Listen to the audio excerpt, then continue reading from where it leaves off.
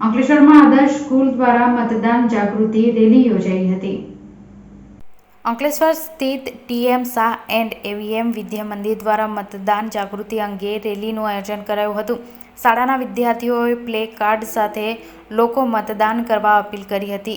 જે રેલી શાળા સંકુલ ખાતેથી નીકળી અંકલેશ્વર શહેરના વિવિધ વિસ્તારમાં ફરી હતી। વધુમાં વધુ લોકો મતદાન કરે એવા ઉદ્દેશ્ય સાથે નીકળેલી રેલીમાં શાળાનો શિક્ષક અને ટ્રસ્ટી મંડળનો સભ્યો પણ જોડાયા હતા।